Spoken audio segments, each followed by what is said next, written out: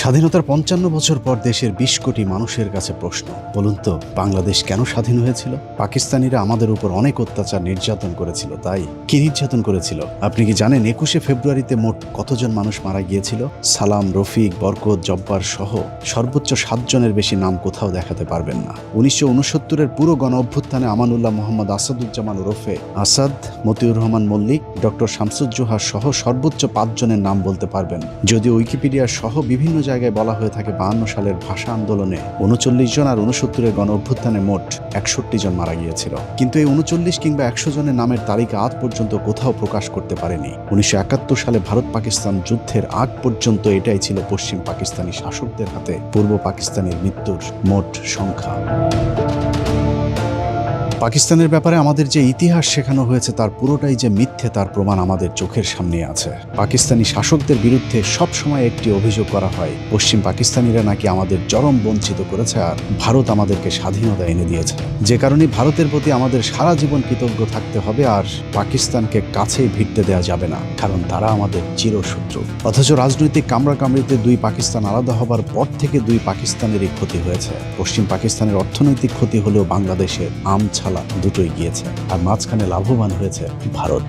১৯৭১-এর কথিত স্বাধীনতার পর থেকে আমরা হয়েছি পরাধীন। ওদিকে পশ্চিম পাকিস্তান বীরের মতো লড়াই করে যাচ্ছে চোখে চোখ রেখে। সামরিক শক্তির দিক থেকে পাকিস্তানের অবস্থান পৃথিবীতে এখন ১২তম, যেখানে বাংলাদেশের অবস্থান ৪০-এর কাছাকাছি। বাংলাদেশের কথিত স্বাধীনতার ৫৫ বছর পার হয়েছে। পাকিস্তান থেকে আলাদা হয়ে বাংলাদেশ শুধু দুই জায়গায় এগিয়েছে, এক তৈরি পোশাক খাত আর বিদেশে শ্রমিক রপ্তানি। এই দুই খাতের মাধ্যমেই পৃথিবীতে আমরা কামলার জাতি হিসেবে খ্যাতি পেয়েছি। অথচ ৫৫ বছর আগে পশ্চিম পাকিস্তানি শাসকেরা আমাদের পূর্ব পাকিস্তানে যে শিল্প বিপ্লব ঘটিয়ে গিয়েছিল তা শুনলে এই প্রজন্মের কাছে অলৌকিক মনে হবে।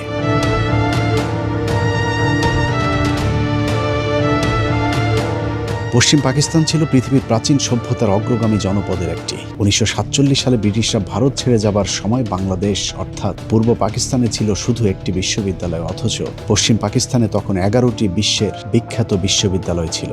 বিদ্যে বুদ্ধি সব দিক থেকে এগিয়ে থেকেও তারা আমাদের অবহেলা করেনি, বরং টেনে তুলে ধরতে চেয়েছিল। যদিও আমাদের চেতনার যাতনা ২৩ বছরের বেশি দুই পাকিস্তানকে একসাথে থাকতে দেয়নি। পাকিস্তানি শাসকেরা ২৩ বছরে আমাদের পূর্ব পাকিস্তানে যে শিল্প বিপ্লব ঘটিয়েছিল তার পরের ৫৫ বছর পাকিস্তানিদের রেখে যাওয়া সেই শিল্প কলকারখানাগুলো শুধু বন্ধই করা হয়েছে। নতুন করে কোনো শিল্প গড়ে তুলতে পারেনি স্বাধীন বাংলাদেশ। অথচ পাকিস্তান আমলে এদেশে ঘটে গিয়েছিল নীরব এক শিল্প বিপ্লব, যে ইতিহাস আমাদের পুরো এক প্রজন্মকে জানতেই দেওয়া হয়নি। বাংলাদেশের পাটকে পাকিস্তান আমলে বলা হতো সোনালী আঁশ, কিন্তু পাটের স্বর্ণযুগ এমনিতেই আসেনি। পাকিস্তানি শাসকদের পরিকল্পনায় বাংলাদেশে গড়ে তোলা হয়েছিল আদমজি জুট মিল। শুনলে অবাক হবে, নারায়ণগঞ্জ শহরে অবস্থিত আদমজি জুট মিলটি তৎকালীন পৃথিবীর বৃহত্তম পাটকল ছিল। ১৯৫০ সালে প্রতিষ্ঠিত আদমজি জুট মিলটি তৎকালীন পশ্চিম পাকিস্তানের বাওয়া পাটকলের আদলে তৈরি করা হয়েছিল, যেখানে উৎপাদিত উন্নত মানের পাটজাত দ্রব্য সারা পৃথিবীতে রপ্তানি করা হতো। বিশেষ করে ইউরোপের দেশগুলোতে পাকিস্তানের পাটজাত দ্রব্যের ব্যাপক চাহিদা ছিল। স্কটল্যান্ডের ড্যান্ডি শহরের নাম অনুসারে আদমজি জুট মিলকে প্রাচ্যের ড্যান্ডি বলা হতো। সেই প্রতিষ্ঠিত শিল্পটি কথিত দেশ স্বাধীন হবার পর শেখ মুজিবের পরিবারের লুটপাটে ধ্বংস হয়ে গিয়েছে। বাংলাদেশ বর্তমানে শতভাগ কাগজ আমদানি করলেও ৫৫ বছর আগে আমরা কাগজ রপ্তানি করতাম। ১৯৫৩ সালে পাকিস্তান শিল্প উন্নয়ন সংস্থা রাঙামাটি জেলার কাপ্তাই উপজেলার চন্দ্রঘোনায় কর্ণফুলী পেপার মিল প্রতিষ্ঠা করে। তৎকালীন সময়ে এশিয়ার সর্ববৃহৎ কাগজ প্রস্তুতকারক প্রতিষ্ঠান ছিল এটি, যেখানে মোট ৩০,০০০ শ্রমিক কাজ করত। ১৯৫৯ সালে খুলনার খালিশপুরে খুলনা নিউজপ্রিন্ট মিলস লিমিটেড প্রতিষ্ঠা করে পাকিস্তান সরকার। দেশের সর্ববৃহৎ এই নিউজপ্রিন্ট কাগজ মিলটিতে বছরে ৫০,০০০ মেট্রিক টন কাগজ উৎপাদিত হতো। দেশ স্বাধীন হবার পর সেই মিলটিও বন্ধ করে দেওয়া হয়।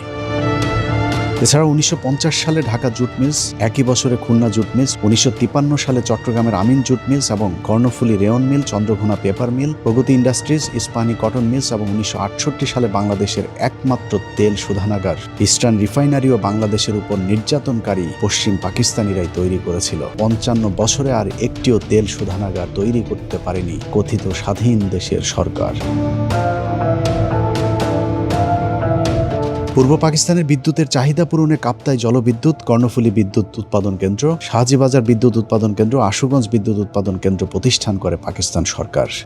পূর্ব পাকিস্তান এক মহাশিল্প বিপ্লবের দিকে এগিয়ে যাচ্ছিল। শিল্পায়নে লক্ষ্যে east Pakistan industries development corporation প্রতিষ্ঠা করা হয়। চট্টগ্রাম বন্দরটি মোঘল আমলে কার্যক্রম চালু হলেও এর মূল অবকাঠামো এবং আধুনিকায়নের কাজ করে পাকিস্তান সরকার। 1960 সালে চট্টগ্রাম বন্দর কমিশনারকে চট্টগ্রাম বন্দর ট্রাস্ট হিসাবে মর্যাদা দেওয়া হয়। এছাড়া মংলা সমুদ্র বন্দর, Gazipur machine tools factory, Gazipur সমরাস্ত্র কারখানা, তেজগাঁ শিল্প এলাকা, হাজারীবাগ ট্যানারি শিল্পাঞ্চল, খুলনার খালিশপুর শিল্প এলাকা, চিটাগাং ড্রাই ডক সবই করেছিল আমাদের উপর নির্যাতনকারী পশ্চিমা শাসক গোষ্ঠী। অনেক চেতনাধারীরা আবার বলে থাকে পূর্ব পাকিস্তানের মিল কল কারখানায় উপার্জিত অর্থ নাকি পশ্চিম পাকিস্তানিরা সব নিয়ে যেত, কিন্তু পূর্ব পাকিস্তানের কোনো উন্নয়ন তারা করতো না। চলুন পশ্চিম পাকিস্তানিরা এদেশের মানুষের কল্যাণে কতটা আন্তরিক ছিল সেটা একটু দেখা যাক। প্রথমে শিক্ষা থেকে শুরু করা যাক। দেশের সর্বোচ্চ বিদ্যাপীঠ ঢাকা বিশ্ববিদ্যালয় ব্রিটিশ আমলে প্রতিষ্ঠা লাভ করলেও এর বেশিরভাগ সম্প্রসারণ হয়েছে পাকিস্তান আমলে। শিক্ষার মানের দিক থেকে ঢাকা বিশ্ববিদ্যালয় ছিল পৃথিবীর 100 বিশ্ববিদ্যালয়ের তালিকায়, যে কারণে পাকিস্তান আমলে ঢাকা বিশ্ববিদ্যালয়কে বলা হতো প্রাচ্যের অক্সফোর্ড। কথিত স্বাধীনতার পর পাকিস্তানের চিহ্ন মুছে ফেলার সাথে সাথে বিশ্ববিদ্যালয়ের নাম ডাকও মুছে ফেলা হয়েছে। এক সময়ের 100 বিশ্ববিদ্যালয়ের তালিকায় থাকা প্রতিষ্ঠানটি এখন 1000-এর তালিকাতেও নেই। ঢাকা বিশ্ববিদ্যালয় প্রতিষ্ঠায় যারা গুরুত্বপূর্ণ ভূমিকা রেখেছিলেন তাদের মধ্যে অন্যতম মোহাম্মদ আলী জিন্নাহ। তার ব্যাপক অবদানের কারণে ঢাকা বিশ্ববিদ্যালয়ের একটি হলের নাম রাখা হয়েছিল জিন্নাহ হল। অথচ ঢাকা বিশ্ববিদ্যালয় প্রতিষ্ঠার বিরোধিতা করা রবীন্দ্রনাথকে পুজো করে সেই জিন্নাহকে বানানো হয়েছে ভিলেন। এমনকি মোহাম্মদ আলী জিন্নাহর হলটির নাম পরিবর্তন করে 1971 সালে সূর্য সেন হল রাখা হয়েছে। যদিও রবীন্দ্রনাথের মতো সূর্য সেনও আজীবন পূর্ব বাংলার মুসলমানদের বিরোধিতা করেছিলেন। পাকিস্তানের বিখ্যাত কবি আল্লামা ইকবালের নামে 1957 সালে ইকবাল হল স্থাপিত হয়। 1972 সালে ওই হলের নাম পরিবর্তন করে সার্জেন্ট জহুরুল হলের নামে নামকরণ করা হয়। অথচ এই জহুরুল হক ছিল ভারতীয় গোয়েন্দা সংস্থার একজন চর। শেখ মুজিবের সাথে আগরতলা ষড়যন্ত্র মামলার আসামিও ছিল এই ভারতীয় এজেন্ট জহিরুল হক। এভাবে বিশ্ববিদ্যালয়ের সর্ববৃহৎ হল মহসিন হল সহ বেশিরভাগ অবকাঠামো প্রতিষ্ঠিত হয় পাকিস্তান আমলে। ঢাকা বিশ্ববিদ্যালয়ের পাকিস্তান আমলে কতটা জৌলুস ছিল তার প্রমাণ স্যার পিজে হাট ইন্টারন্যাশনাল হল প্রতিষ্ঠা। ঢাকা বিশ্ববিদ্যালয়ে পাকিস্তান আমলে এত বেশি বিদেশি শিক্ষার্থী আসতে শুরু করেছিল, তাদের আবাসনের জন্য একটি হল নির্মাণের প্রয়োজনীয়তা দেখা দেয়, যে কারণে 1963 সালে ইন্টারন্যাশনাল হোস্টেল নামে আলাদা একটি ছাত্রাবাস করা হয়েছিল। স্বাধীনতার পর আওয়ামী লীগ হোস্টেলটির নাম স্যার পিজে হাট ইন্টারন্যাশনাল নামকরণ করে। ঢাকা বিশ্ববিদ্যালয়ের আদলে 1953 সালে রাজশাহী বিশ্ববিদ্যালয়, 1966 সালে চট্টগ্রাম বিশ্ববিদ্যালয় এবং 1970 সালে জাহাঙ্গীরনগর বিশ্ববিদ্যালয় প্রতিষ্ঠা করে পাকিস্তান সরকার। পূর্ব পাকিস্তান কৃষি বিশ্ববিদ্যালয়ের নামে বর্তমান বাংলাদেশ কৃষি বিশ্ববিদ্যালয়টি 1961 সালে পাকিস্তান সরকার প্রতিষ্ঠা করেছিল। বাংলাদেশের সর্বোচ্চ মেধাবীদের বিদ্যাপীঠ বাংলাদেশ প্রকৌশল বিশ্ববিদ্যালয় বুয়েট 1962 সালে পাকিস্তান সরকার প্রতিষ্ঠিত করে। যে সমমানের কোনো প্রতিষ্ঠান বাংলাদেশ 55 বছরে প্রতিষ্ঠা করতে পারেনি, বরং দিন দিন বুয়েট সহ ঢাকা বিশ্ববিদ্যালয়ের মান নষ্ট করা হয়েছে। মাত্র 23 বছরে পাকিস্তান মোট 4টি প্রকৌশল বিশ্ববিদ্যালয় প্রতিষ্ঠা করেছে, যেখানে 55 বছরে বাংলাদেশ সরকার করেছে মাত্র একটি। 1964 সালে রাজশাহী প্রকৌশল ও প্রযুক্তি বিশ্ববিদ্যালয় রুয়েট, 1968 সালে চট্টগ্রাম প্রকৌশল ও প্রযুক্তি বিশ্ববিদ্যালয় চুয়েট এবং 1969 সালে কুয়েট প্রতিষ্ঠা করে পাকিস্তানিরা। প্রযুক্তিগত দিক থেকে এদেশের মানুষকে গড়ে তুলতে পাকিস্তানিরা যে প্রযুক্তি বিশ্ববিদ্যালয়গুলো করে গিয়েছিল, চেতনাধারীরা সেই প্রতিষ্ঠানগুলোকে আজ তিলে তিলে শেষ করে দিয়েছে। পাকিস্তানের সামরিক কর্মকর্তা এবং সাবেক প্রেসিডেন্ট আইয়ুব খানের 11 বছরের শাসনকাল ছিল বাংলাদেশের স্বর্ণযুগ। তৎকালীন পূর্ব পাকিস্তানে উন্নয়নের এক পসরা সাজিয়ে বসেছিল পাকিস্তান সরকার। ঢাকা শহরে Notre Dame college, residential college, Viqarunnisa Noon school and college সহ শীর্ষ 21টি কলেজ প্রতিষ্ঠা ছাড়াও ময়মনসিংহের Anandamohan college, Rangpur Carmichael college, Pabna Edward college, বরিশালের বিএম কলেজ, কারিগরি ও বিশেষায়িত কলেজ সহ অসংখ্য মানসম্পন্ন শিক্ষা প্রতিষ্ঠান প্রতিষ্ঠা করেছিল আইয়ুব খানের সরকার। যে সমমানের কলেজ 55 বছরে নতুন করে একটিও করতে পারেনি কথিত স্বাধীন দেশের সরকার প্রধানেরা। কারিগরি শিক্ষার মান উন্নয়নে তৎকালীন পাকিস্তান সরকার 1955 সালে ঢাকা পলিটেকনিক ইনস্টিটিউট, 1962 সালে চট্টগ্রাম পলিটেকনিক সহ মোট 17টি পলিটেকনিক ইনস্টিটিউট প্রতিষ্ঠা করেছিল। পাকিস্তান সরকারের দেখানো পথ ধরে পরবর্তীতে বাংলাদেশ সরকার 55 বছরে 32টি পলিটেকনিক ইনস্টিটিউট প্রতিষ্ঠা করে, কিন্তু এগুলো পাকিস্তানের প্রতিষ্ঠিত পলিটেকনিকগুলোর মানের ধারে কাছেও যেতে পারেনি। এছাড়া teachers training college, college of home economics, শারীরিক শিক্ষা কলেজ, সার্ভে ইনস্টিটিউট সহ কারিগরি শিক্ষার সবগুলো শিক্ষা প্রতিষ্ঠানই 60-এর দশকে আইয়ুব খানের শাসন আমলে প্রতিষ্ঠিত। বর্তমান বাংলাদেশ টেক্সটাইল বিশ্ববিদ্যালয় বুটেক্সের পূর্ব নাম ছিল ইস্ট পাকিস্তান টেক্সটাইল ইনস্টিটিউট, যা 1955 সালে পাকিস্তান আমলে প্রতিষ্ঠা করা হয়। ঢাকা আণবিক শক্তি কেন্দ্র, বাংলাদেশ কৃষি গবেষণা ইনস্টিটিউট, কৃষি বিশ্ববিদ্যালয় Mymensingh, ICDDRB forest research institute, jute research institute এবং চট্টগ্রাম কারিগরি প্রশিক্ষণ কেন্দ্র চালু করে হানাদার পাকিস্তানি সরকার। ব্রিটিশদের 200 বছরের শাসন আমলে বাংলাদেশে শুধুমাত্র একটি মেডিকেল কলেজ প্রতিষ্ঠিত করেছিল ব্রিটিশ সরকার, যেটি বর্তমান ঢাকা মেডিকেল কলেজ হাসপাতাল। যদিও সে সময় এর কার্যক্রম ছিল অত্যন্ত সীমিত। পাকিস্তানের 23 বছরে পূর্ব পাকিস্তানের নাগরিকদের জন্য চিকিৎসা সেবায় ব্যাপক কর্মসূচি হাতে নিয়েছিল পাকিস্তান সরকার, যাদের অক্লান্ত পরিশ্রমে ঢাকা মেডিকেলের বর্তমান আধুনিক রূপ দেওয়া হয়। তাদের মধ্যে বেশিরভাগই পাকিস্তানি চিকিৎসাবিদ। এসব চিকিৎসকদের মধ্যে উল্লেখযোগ্য ফরেন্সিক মেডিসিনে doctor M Hossain, neurologist Muzaffar Khan, pharmacology বিভাগের প্রফেসর আলতাফ আহমেদ, প্যাথোলজি বিভাগে প্রফেসর আনোয়ার আলী এবং ডাক্তার কাজী আব্দুল খালেক, স্ত্রীরোগ ও প্রসূতিবিদ্যায় প্রফেসর হাবিবউদ্দিন আহমেদ ও প্রফেসর হুমায়া সাইদ, মেডিসিন বিভাগে অধ্যাপক নোয়াব আলী ও প্রফেসর মোহাম্মদ ইব্রাহিম, সার্জারি বিভাগে লেফটেন্যান্ট কর্নেল গিয়াসউদ্দিন এবং প্রফেসর আমির উদ্দিন প্রমুখ, যাদের সকলেই পাকিস্তানি চিকিৎসক ছিলেন। ঢাকা মেডিকেল ছাড়াও 1957 সালে চট্টগ্রাম মেডিকেল কলেজ, 1958 সালে রাজশাহী মেডিকেল কলেজ, 1962 সালে ময়মনসিংহ মেডিকেল কলেজ, একই বছর সিলেট মেডিকেল কলেজ এবং পরের বছর 1963 সালে স্যার সলিমুল্লাহ মেডিকেল কলেজ সবই পাকিস্তান সরকার প্রতিষ্ঠিত করেছিল। এছাড়া শেরেবাংলা মেডিকেল কলেজ প্রতিষ্ঠা করা হয় 1968 সালে, রংপুর মেডিকেল কলেজ প্রতিষ্ঠা করা হয় 1970 সালে, 1965 সালে institute of post graduate medical research বা IPGMR প্রতিষ্ঠা করে পাকিস্তান সরকার, বর্তমানে যেটিকে আমরা পিজি হাসপাতাল হিসেবে চিনি। 55 বছরে এই মানের কোনো পোস্ট গ্রাজুয়েট রিসার্চ ইনস্টিটিউট প্রতিষ্ঠা করতে পারেনি বাংলাদেশের সরকারেরা। কম্বাইন্ড মিলিটারি হসপিটাল বা CMH হাসপাতালের পূর্ব নাম ছিল পাকিস্তানের প্রেসিডেন্ট ইস্কান্দার মির্জা হাসপাতাল নামে। একইভাবে চট্টগ্রাম, বগুড়া, যশোর, কুমিল্লা, সিলেট, সাভার, ঘাটাইল, চট্টগ্রাম সহ সবখানেই নাম পরিবর্তন করে CMH রাখা হয়েছে, কিন্তু এর আসল কারিগর ছিল পাকিস্তান সরকার।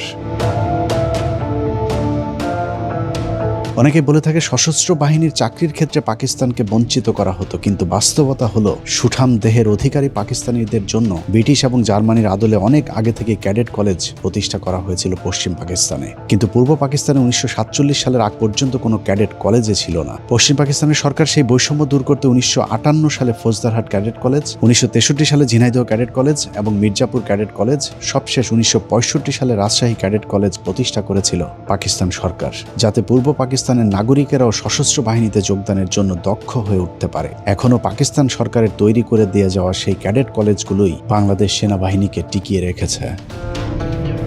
এছাড়া দক্ষ নৌবাহিনী গড়ে তোলার লক্ষ্যে 1962 সালে প্রতিষ্ঠা করা হয় দ্য মার্কেন্টাইল মেরিন একাডেমি, বর্তমানে যার নাম বাংলাদেশ মেরিন একাডেমি। সেটি এখন পর্যন্ত দেশের নৌবাহিনীর প্রধান শক্তির উৎস।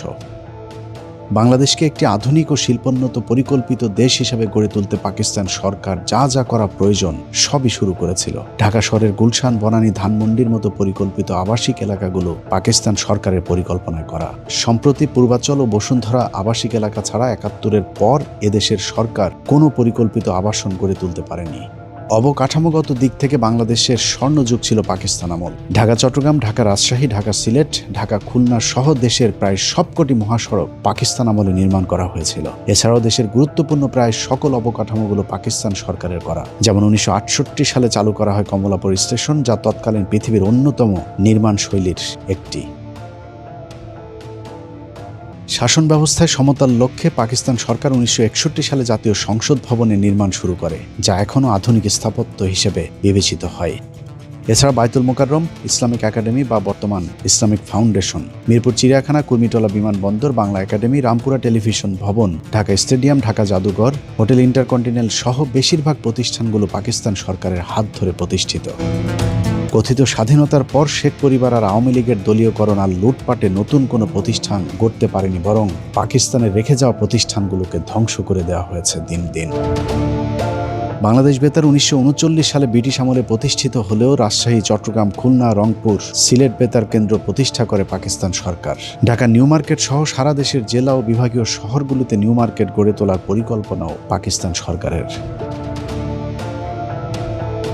1971-এর পর গেল 55 বছরে বাংলাদেশে যত উন্নয়ন হয়েছে, দুই পাকিস্তান একসাথে থাকলে এসব উন্নয়ন আরো 50 বছর আগে হতো। বাংলাদেশের মানুষের কাছে রূপপুর পারমাণবিক বিদ্যুৎ কেন্দ্র নতুন বিষয়, কিন্তু জেনে অবাক হবেন রূপপুর পারমাণবিক বিদ্যুৎ কেন্দ্রের কাজ শুরু হয়েছিল 1961 সালে। সম্ভাব্য জায়গা হিসেবে রূপপুরে নির্ধারিত হয়েছিল বিদ্যুৎ কেন্দ্রটি। সেই লক্ষ্যে মার্কিন সরকারের কাছ থেকে অর্থ এবং প্রকল্প রক্ষণাবেক্ষণের জন্য প্রায় 200 কর্মকর্তাকে বিদেশে প্রশিক্ষণের জন্য পাঠানো হয়েছিল। এছাড়া 90-এর দশকে উদ্বোধন হওয়া যমুনা সেতুর প্রস্তাবও 1966 সালের অধিবেশনে পাশ করা হয়েছিল। পাকিস্তান সরকারের এসব কর্মকাণ্ড এখনও উইকিপিডিয়াতে দলিল হিসেবে রয়েছে। শুধু অবকাঠামোগত উন্নয়ন নয়, বাংলাদেশের সব অর্জনের গোড়াপত্তন হয়েছিল পাকিস্তান আমলে। আর কথিত স্বাধীনতার মধ্য দিয়ে আমরা সব হারিয়েছি। এ ধরুন 60-70-এর দশকে পশ্চিম পাকিস্তানিরা পূর্ব পাকিস্তানের ফুটবল আর ক্রিকেটে যে উন্নয়ন করে দিয়ে গিয়েছিল, তারই ধারাবাহিকতায় 80-90-এর দশক পর্যন্ত চলেছে বাংলাদেশ। 90-এর দশক পর্যন্ত ফুটবলের যে জনপ্রিয়তা ছিল, সেই ধারাবাহিকতা রক্ষা করতে পারলে বাংলাদেশ এখন হয়তো বিশ্বকাপের মঞ্চে খেলত। তৎকালীন সময়ে আবাহনী মোহামেডান ফাইনাল খেলাকে কেন্দ্র করে সরকারি ছুটি পর্যন্ত দিতে বাধ্য হয়েছিল তখনকার সরকার। অনেকেই বলে থাকেন পূর্ব পাকিস্তানিদের নাকি তেমন পাত্তা দিত না পশ্চিম পাকিস্তানিরা, অথচ 1970 সালেও যুক্ত পাকিস্তান ফুটবল দলের অধিনায়ক ছিলেন বর্তমান সংসদের মাননীয় স্পিকার মেজর হাফিজউদ্দিন আহমেদ। ফুটবলের সেই সোনালি সময় এখন আর নেই। 1997 সালে কেনিয়ার সাথে নাটকীয়ভাবে আইসিসির সেই ম্যাচ না জিতলে ক্রিকেটেও হয়তো বাংলাদেশ একদিন হারিয়ে যেত। অথচ ক্রিকেটের উন্নয়নও সেই পাকিস্তানের হাত ধরেই শুরু হয়েছিল। বাংলাদেশের জীবন্ত কিংবদন্তি রাকিবুল হাসান সহ যেসব তারকাদের হাত ধরে বাংলাদেশ ক্রিকেট উঠে দাঁড়িয়েছিল, তারা সবাই পাকিস্তান জাতীয় ক্রিকেট দলের সদস্য। তাদের কারণে আমরা আজ বিশ্ব ক্রিকেটের শক্তিশালী দল হিসেবে পরিচিতি পেয়েছি।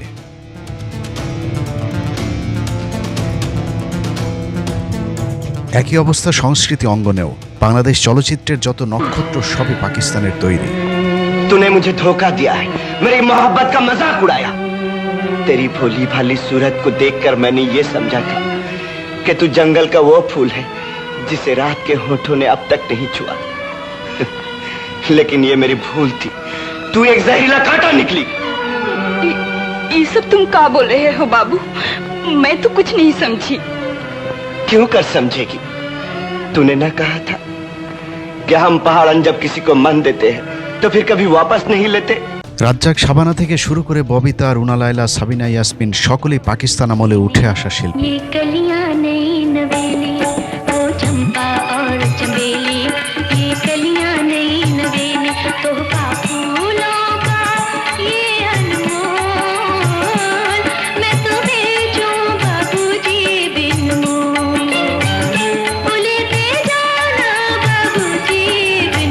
স্বাধীনতার পর 1.5 দশকে সেই ধাক্কাতেই চলেছে বাংলাদেশ।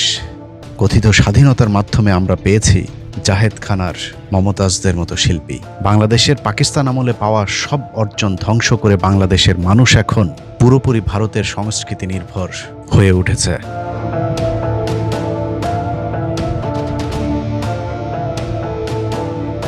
এটাই আমাদের 23 বছরের বঞ্চনার ইতিহাস। এবার চলুন কথিত স্বাধীনতার 55 বছরে আমরা কতটুকু এগিয়েছি সেটা দেখা যাক। 55 বছরে আমরা ঢাকা বিশ্ববিদ্যালয়ে শুধু একটি আলোচিত শাখা খুলতে পেরেছি, সেটা হলো চারুকলা। এই শাখায় পড়ুয়া বিজ্ঞানীরা প্রতি বছর বিশাল বিশাল মিসাইল, রকেট, স্যাটেলাইট উৎপাদন সহ নানা ধরনের আধুনিক জ্ঞান বিজ্ঞানের শাখায় বিচরণ করছে। 55 বছরে বাংলাদেশ সবচেয়ে বেশি এগিয়েছে নারীদের ক্ষমতায়নে। প্রতিটি অফিস আদালতে এখন নারীরা সেখানকার পুরুষদের লালসার শিকার। দেশ পেরিয়ে নারীদেরকে এখন পাঠানো হচ্ছে বিদেশে, সেখানে সকালে বাবার, দুপুরে ছেলের আর রাতে মেয়ে জামাইয়ের ধর্ষণের শিকার হচ্ছে আমাদের মা বোনেরা। আরেকটি খাতে উন্নতি হয়েছে, তা হলো তৈরি পোশাক শিল্প। অন্যের সুতা, অন্যের কাপড়, অন্যের করা অর্ডার বাংলাদেশে এনে কাপড় তৈরির পর অন্যের কাছে পাঠিয়ে দিয়ে যে আয় রোজগার হয়, তা দিয়ে বাংলাদেশের কিছু গার্মেন্টস ব্যবসায়ীর পকেট ভারী হয়, কিন্তু দেশের কিংবা গার্মেন্টস শ্রমিকদের কোনো উন্নতি হয় না। ইদানিং টিকটক শিল্পের ব্যাপক বিস্তার ঘটেছে। ঘরে ঘরে এখন টিকটকার, নারী পুরুষের অশালীন অঙ্গভঙ্গি আর বেহাইয়াপনায় ছেয়ে গেছে সোশ্যাল মিডিয়া। সব মিলিয়ে চারিদিকে পরকীয়া, বিবাহ বিচ্ছেদ, পারিবারিক অশান্তি যেন এক মহামারী রূপ ধারণ করেছে।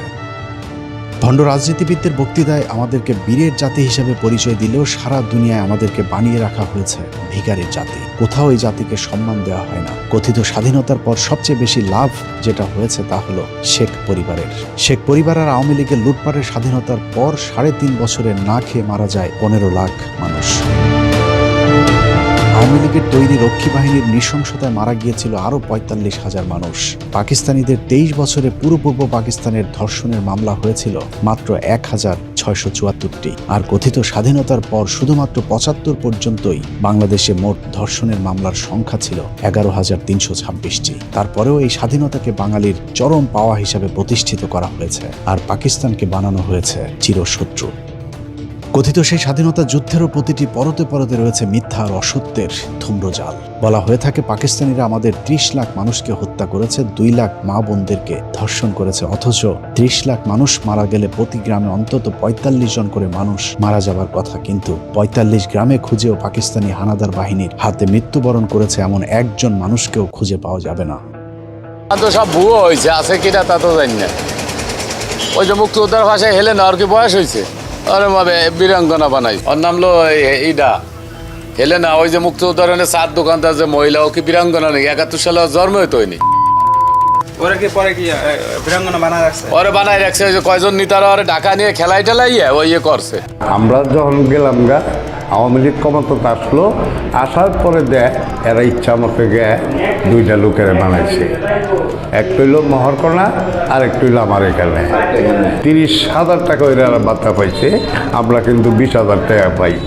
এই যে বানাইছে এইটারা 50% ভাগ কইরা এই কয়েকটা নিচ্ছে নেশায় এইটা করছে। যে সমস্ত বীরঙ্গনা ইতিমধ্যে বিগত 15 বছর বা 17-18 বছরের মধ্যে যাদের নাম ধাম শোনা যাইতেছে এবং যারা আমাদের ওই নিয়মিত বেতন ভাতা পাইতেছে, এটা একেবারেই একটা কমপ্লিট একটা মিথ্যা প্রবঞ্চনার মাধ্যমে, যেটার কোনো বেসিক নাই, কোনো ভিত্তি নাই। বলা হয়েছে নারীদেরকে নির্যাতন করা হয়েছে। 2 লাখ নারীর কথা।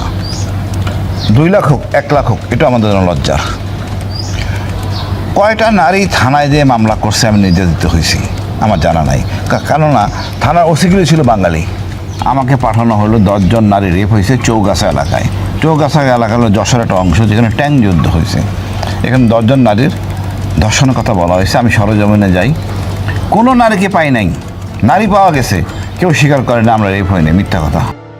কথিত 30 লাখ শহীদের 30,000-এর নামও আজ পর্যন্ত কোনো সংস্থা দিতে পারেনি। এমনকি বাংলাদেশ সরকারের পক্ষ থেকে বারবার আবেদন করার পরেও জাতিসংঘ 1971 সালের মুক্তিযুদ্ধের ঘটনাকে গণহত্যা হিসেবে স্বীকৃতি দেয়নি। তারপরেও ভারতের তৈরি করা ইতিহাসের গীত আমরা 55 বছর ধরে গেয়েই চলেছি। 2 লাখ ধর্ষণের যে আজগুবি গল্প বানানো হয়েছিল, সেগুলিও মিথ্যা, ভিত্তিহীন। সারা দেশে ঘুরে যে কজন কথিত বীরাঙ্গনা পাওয়া যাবে, তারাও এলাকায় চিহ্নিত দেহ ব্যবসায়ী। কেউ কেউ সরকারি ভাতার জন্য নিজেদের নামের সাথে বীরাঙ্গনা যুক্ত করেছে। নিয়ে 2 জন পাক বাহিনী সিরিয়াল হইলে আমার কি করছে করতে বই খালায় আমি জানি না। ওনরা নিয়ে কেমন নিয়ে কি আসছিল, এরপরে ওই কমান্ডারে আর কি উদ্ধার করছে। খালায় সঠিক খবর করতে পারবো। কেউ কোনো ফেন্দনে কাপড় রাখে নাই, মাথায় চুল রাখে নাই, সব ফালাই দিছে কাইটা। উদ্ধার করার পরে এই হেমায়ত বাহিনী আনলো। এরপর আইনে আবার শেখ মুজিবের দ্বারে পাইলো।